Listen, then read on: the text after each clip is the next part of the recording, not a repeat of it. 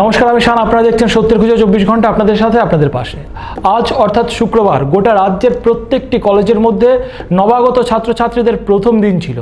আর সেই প্রথম দিনেই ছাত্রছাত্রীদের মধ্যে হয় রাজনৈতিক সংঘর্ষ। ঘটনা হচ্ছে রাজধানীর বীর বিক্রম মেমোরিয়াল কলেজে। আপনারা দেখতে পাচ্ছেন রাজধানীর বীর বিক্রম মেমোরিয়াল কলেজের সামনের দৃশ্য। গোটা রাজ্যেই শুক্রবার প্রত্যেকটি কলেজে নবাগত ছাত্রছাত্রীদের প্রথম দিন ছিল এবং প্রতিটি কলেজের মধ্যে নবাগত ছাত্রছাত্রীদেরকে স্বাগত জানাতে কলেজের যে ছাত্র সংসদ আয়োজন করেছিলেন, ঠিক তেমনি শুক্রবার রাজধানীর এই বিবিএম কলেজের ছাত্র সংসদ অর্থাৎ এসএফআই পরিচালিত ছাত্র সংসদ নবাগত ছাত্রছাত্রীদেরকে স্বাগত জানানোর প্রস্তুতি নিয়েছিল। ঠিক তেমনি নবাগত ছাত্রছাত্রীদেরকে স্বাগত জানানোর প্রস্তুতিতে ছিল বিজেপি পরিচালিত অখিল ভারতীয় বিদ্যার্থী পরিষদের ছাত্র সংগঠনের ছাত্রছাত্রীরা। তারই মধ্যে বাদে দুই গোষ্ঠীর মধ্যে সংঘর্ষ। শাসক দলের এসএফআই এবং বিজেপির এবিভিপি ছাত্রছাত্রীদের মধ্যে সংঘর্ষ বাধে।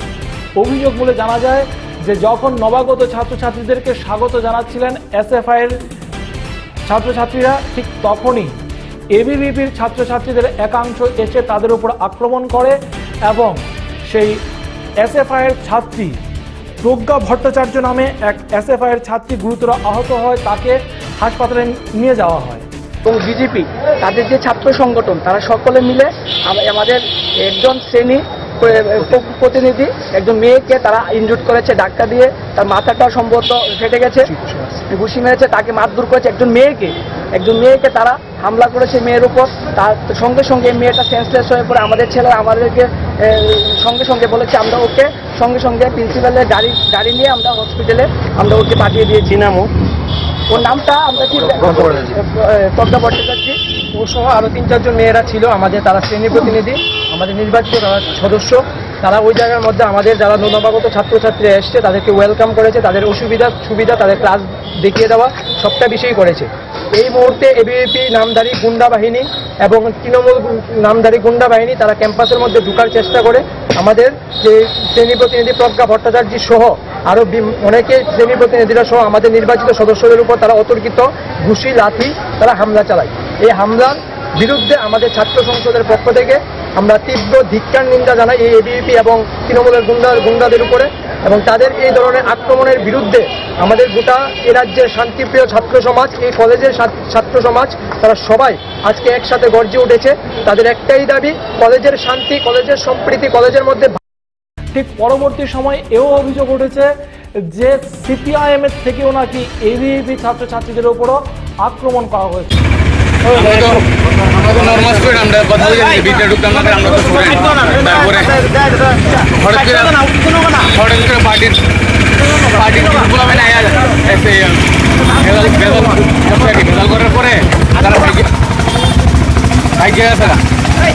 তারপরে আমরা এখানে দাঁড়িয়ে আসলাম, মেয়েটারে অ্যাম্বুলেন্স উড়াই দিছি।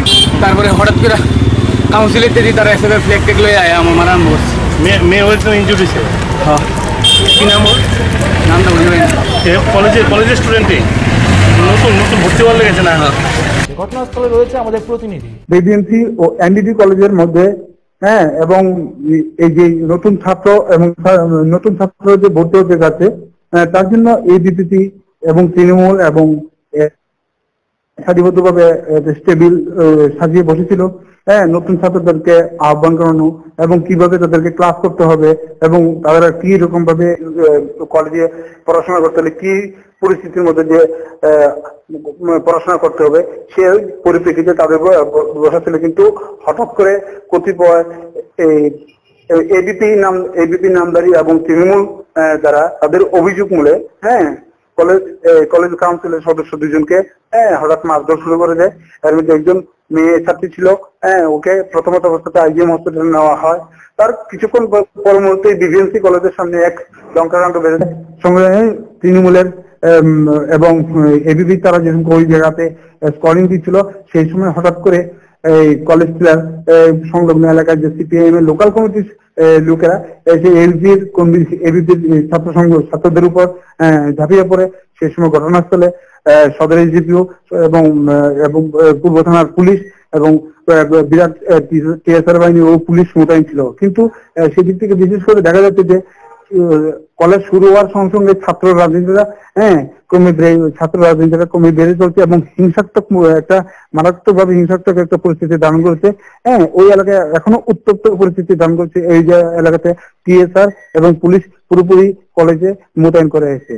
সেক্ষেত্রে যদি কোন রকমের এরকম রাজনৈতিক পরিবেশ সৃষ্টি হয় তাহলে বিশেষত ভাবে আগামী দিনে যারা যে ছাত্ররা তাদের মা বাবারা কিন্তু ভাববে যে কিভাবে কলেজে পাঠানো হবে এবং কলেজের পঠন পাঠনটা কিরকম প্রকৃতিতে ধারণ করবে। আরেকটা বিশেষ বিষয় হলো গিয়ে এই বিবিএমসি কলেজের চত্বরে এই রকম এক ঘটনা ঘটলো, কিন্তু কোন কলেজের প্রিন্সিপাল বা অধ্যক্ষা এবং যে প্রফেসর ওদেরকে কাউকে কিন্তু দেখা যায়নি যে এই ঘটনাস্থলে এসে যে কি এই ঘটনাকে থামানোর জন্য কি ব্যবস্থা করানো যায়, কোন রকম উদ্যোগ প্রকাশ করেনি। তারা ছেড়ে দিয়েছে একমাত্র পুলিশের উপরে। যে কোনো ঘটনা ঘটলে এমবিবি কলেজ হোক, রামকৃষ্ণ হোক অথবা বিবিএমসি কলেজ হোক, কলেজ কর্তৃপক্ষরা কিন্তু কোন রকমের এইরকম হিংসাত্মক ঘটনার সামনে কিন্তু কোনোদিন আসে না।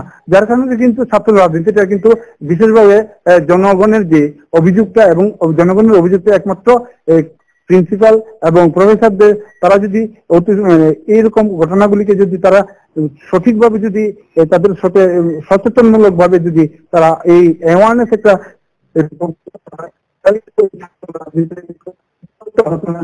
রাজ্যের যে শিক্ষা এবং শিক্ষা। তবে সবচাইতে নিন্দাজনক ব্যাপার হচ্ছে সেটাই, যখন ঘটনা চলছিল, যখন দুই ছাত্র গোষ্ঠীর মধ্যে যখন সংঘর্ষ চলছিল তখন কলেজ কর্তৃপক্ষ কেউই এগিয়ে আসেননি। পরিস্থিতিকে সামাল দিতে ইতিমধ্যে সেখানে ব্যাপক অংশের টিএসআর মোতায়েন করা হয়েছে। ঘটনার সঙ্গে সঙ্গে ঘটনাস্থলে ছুটে গেছেন সদরের এসডিএম সমিত রায়চৌধুরী। আমরা কথা বলেছিলাম বিজেপি পরিচালিত ছাত্র সংগঠন অখিল ভারতীয় বিদ্যার্থী পরিষদের রাজ্য সম্পাদিকা নন্দিতা নাথের সাথে। উনি কিন্তু আবার পাল্টা অভিযোগ দিয়ে গেলেন এসএফআই এর বিরুদ্ধে। আমাদের স্টুডেন্টরা মেম্বারশিপ করতে গেছিল, ইউজুয়ালি প্রত্যেক বছর আমাদের 9 জুলাই আমাদের ফাউন্ডেশন ডে এর পরে মেম্বারশিপের শুরু হয়। মেম্বারশিপ করতে গেছিল আমাদের স্টুডেন্টরা, এবিভিপি স্টুডেন্টরা। যাওয়ার পর এসএফআই এর হামলা করে ওদের উপরে, যেটা ইউজুয়ালি ওরা করে থাকে। আমরা এসএফআই এর রাজ্য সম্পাদক নবারুণদের সাথে কথা বলেছিলাম। হ্যাঁ, উনি কি বলে? উনি অভিযোগ করেছেন যে এবিভিপি না বহিরাগত কয়েকজন গত কিছুদিন যাবতই বিবিএমসি কলেজের সামনে জড়ো হচ্ছিলেন। আজ যখন নবাগত স্টুডেন্টরা ক্লাসের জন্য আর কি প্রথম দিনের ক্লাসের জন্য যখন কলেজে আসছিলেন তখন তারা দৃষ্টি ভঙ্গিমা করেন। সেই ক্ষেত্রে 3rd সেমিস্টারে একজন স্টুডেন্ট, একটা ছাত্রী তার প্রতিবাদ করলে তার উপরে চড়া হয় এবং তাদেরকে এবিভিপি ছাত্ররা আক্রমণ করেছেন, এমনই অভিযোগ দিয়েছেন আপনার নবারুণ দে। আচ্ছা, হ্যাঁ, সেটা ওরা প্রত্যেকবারই বলে থাকে। যদি কি ওরা আমাদের ছাত্রদের উপরে অ্যাটাক করে, যখনই কিছু বলতে গেলে ওরা বলে যে ওদেরকে কেউ অ্যাটাক করেছে, আমাদের স্টুডেন্টরা। আর বহিরাগত স্টুডেন্ট কেন হবে? ওখানে আমাদের ইউনিট আছে এবিভিপির বিবিএমসি কলেজে, আমাদের ইউনিটের স্টুডেন্টরা ছিল ওইখানটায়। মেম্বারশিপ যে হয়েছে আপনারা দেখুন একটু ভালো করে খোঁজখবর, মেম্বারশিপ যে হয়েছে যে আমাদের স্টুডেন্টরা ছিল ওইখানটাতে, নতুন স্টুডেন্টরা এসছে, ওদেরকে আমরা আমাদের হেল্প ডেস্কে বসেছে স্টুডেন্টদের জন্য। তারপর আরেকটা ব্যাপার, এখন পর্যন্ত আপনাদের কতজন আহত হয়েছেন? আমাদের 3 জন আমাদের হসপিটালে চিকিৎসা চলছে, 3 জন। এবং পাশাপাশি আমাদের কাছে একটা খবর আছে যে সেখানকার সিপিআইএম লোকাল কমিটি থেকে এসে ছাত্রদের উপর আক্রমণ করা হয়েছে, সে ঘটনাটা কি সত্যি? হ্যাঁ, এসএফআইরা তো ওরা তো নিজেরা একা আসে না, শুধু ওদের তো স্টুডেন্ট তো নেই, ওরা যাই তো ওরা সব এইসব নিয়ে গুন্ডা পার্টি নিয়ে ওরা চলে, ওদেরকে নিয়ে আশেপাশের লোকগুলো নিয়ে ওরা এসে ইউনিভার্সিটির ভেতরে, কলেজের ভেতরে, স্কুলের ভেতরে সব জায়গায় ওরা নিয়ে আসে। কিন্তু যেটা লক্ষ্য করা যায়, প্রতি বছর ছাত্র সংসদ নির্বাচন বা ভর্তি প্রক্রিয়াকে কেন্দ্র করে রাজনৈতিক সংঘর্ষ প্রায় প্রতিটি কলেজের মধ্যে হয়ে থাকে। এর জন্য কিন্তু অভিভাবক মহলে এবং গোটা জনমহলের মধ্যে তীব্র ক্ষোভ বিরাজ করছে।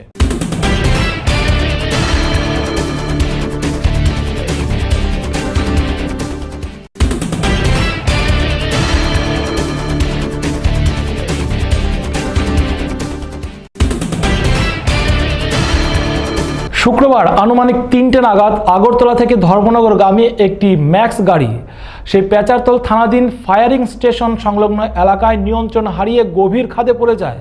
ঘটনাস্থলে একজন নিহত হন এবং বাকি 9 জন আহত, তবে গাড়ি চালক পলাতক। আজ বিকাল আনুমানিক 3টা নাগাদ আসাম-আগরতলা জাতীয় সড়কের পেচারতল থানাধীন ফায়ারিং স্টেশন সংলগ্ন এলাকায় আগরতলা থেকে সাইকা হয়ে ধর্মনগরে আসার পথে TR01B3028 নম্বরের একটি নেক্সট গাড়ি 9 জন যাত্রী সহ আসার সময় ওই এলাকাতে আসার পরে টার্নিং নিতে গিয়ে ড্রাইভারের পাশের দরজা খুলে যায়। আচমকাই ড্রাইভার গাড়ি থেকে ছিটকে পড়ে যায়। তো ঘটনাস্থলে ড্রাইভার বিহীন গতিসম্পন্ন গাড়িটি বাঁক নিতে গিয়ে গভীর খাদে পড়ে যায়। তখন যাত্রী ছিল 9 জন। 9 জনের হদিশ পাওয়া গেছে এখন পর্যন্ত। তারপর মধ্যে একজন ঘটনাস্থলে মারা যায় এবং বাকি 7 জনের অবস্থা আশঙ্কাজনক দেখে ওনাদেরকে বর্তমানে এখন কৈলাসহর হাসপাতালে রেফার করা হয়েছে। আর একজনের অবস্থা মোটামুটি গুরুতর অবস্থায়, একজনকে ধর্মনগর জেলা হাসপাতালে প্রেরণ করা হয়েছে। বর্তমানে গাড়ির চালক পলাতক। হ্যাঁ, গাড়ি চালককে পাওয়া গেছে কি? না, গাড়ি চালক পালিয়ে গেছে, গাড়ি চালককে পাওয়া যায়নি। আচ্ছা, এবং কোনো ঠিকানা এবং কোনো পরিচয় এখন পর্যন্ত যাচ্ছে না। আগরতলা থেকে হয়তোবা যাত্রী গাড়িতে ছিল। শুক্রবার বিকেল আনুমানিক 4:30 নাগাদ আগরতলা পুরাতন জেলখানার পুকুরে স্নান করতে এসে এমবিবি কলেজের প্রথম বর্ষের ছাত্র বসন দেববর্মা পুকুরের জলে তলিয়ে গেল। আজ বিকাল 3টা থেকে 3:30টার মধ্যে বসন দেববর্মা আমাদের আগরতলার পুরাতন জেলখানার ভেতরে যে পুকুর ছিল সেই পুকুরে এসেছিল তার বন্ধুদের সাথে, তার 3 বন্ধুর সাথে স্নান করার জন্য। এবং সঙ্গে ছিল বাইক। কিন্তু স্নান করতে নেমে 2 বন্ধু উপরে উঠে গেল, কিন্তু বসনকে খুঁজে পাওয়া যাচ্ছিল না।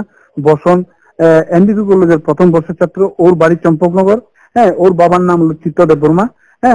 তারপরে ওকে খুঁজে না পাওয়ার পর থেকে ওর বন্ধুরা তাদের সঙ্গে অন্যজনকে খুব যোগাযোগ করা হলো এবং দমকল বাহিনীকে যোগাযোগ করা হলো। দমকল বাহিনী এসে প্রায় 1.5 ঘন্টা ধরে পরিশ্রম করে, 1.5 ঘন্টা পরিশ্রমের পরিপ্রেক্ষিতে পরে প্রায় 6টায় ওর লাশ, ওর মৃতদেহ উদ্ধার করলো। এই জলের মাঝখান থেকে উদ্ধার করলো। এখন এই মৃতদেহ ডুবুরিয়েই যারা এই ফায়ার সার্ভিসের লোক, দমকল বাহিনীর লোক যারা এসেছিল তারাই অনেক পরিশ্রম করে অনেক পরিশ্রমের পরিপ্রেক্ষিতে কিন্তু এই মৃতদেহ উদ্ধার করলো।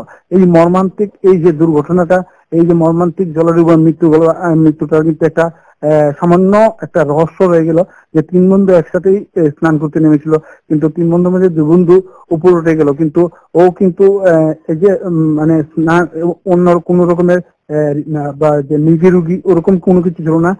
ওর বাবার কাছ থেকে জানতে পাওয়া গেলো, চিত্ত দেববর্মার কাছ থেকে জানতে পাওয়া গেলো ওরকম কোনো কিছু রোগে কিন্তু মানে ভুগছে না। এবং 2 বন্ধু ওঠার পর কিন্তু অনেকক্ষণ পর কিন্তু খবর দেওয়া হয়েছে অন্যান্যদেরকে যে বসনকে খুঁজে পাওয়া যাচ্ছে না। এমনিতে বসন এই জায়গাতেই আগরতলাতে থেকে ওইখানেই ভাড়া থেকে পড়াশোনা করছে। কিন্তু এই ঘটনার একটা রহস্য হলো গিয়েছে যে এই ঘটনার কি আসলে কি জলডুবে মৃত্যু হলো নাকি খুন করা হলো, সেদিকে কিন্তু পুলিশ, এই পূর্ব থানার পুলিশ ঘটনাস্থলে এসেছিল এবং দমকল বাহিনীর তারাও কিন্তু এই তদন্ত ভার নিচ্ছে এবং তদন্ত বিশেষভাবে খতিয়ে দেখছে। কিন্তু আরেকদিকে আরেকটা বিশেষভাবে প্রশ্ন হলো যে জেলখানা, পুরানো জেলখানার এখানে ওয়াল ভাঙা আছে, ওই দিক দিয়ে কিন্তু প্রতিনিয়ত কিন্তু লোক আসা যাওয়া করছে। ওইখানে একটা বিল্ডিং নির্মাণের কাজ চলছে, কিন্তু এদিক দিয়ে কিন্তু সিকিউরিটি গার্ডের একটা ব্যবস্থা ছিল, কিন্তু সিকিউরিটি গার্ড নেই এবং জলে নেমে ওইখানে স্নান করছে, অনেকেই বাইক ধুয়েছে। কিন্তু এই যে বসন দেববর্মার মৃত্যু কিন্তু একটা রহস্য হয়ে গেল আজকের দিনে। অন্যান্য খবরগুলো দেখার জন্য চোখ রাখুন সত্যের খোঁজে 24 ঘন্টা, আপনাদের সাথে, আপনাদের পাশে।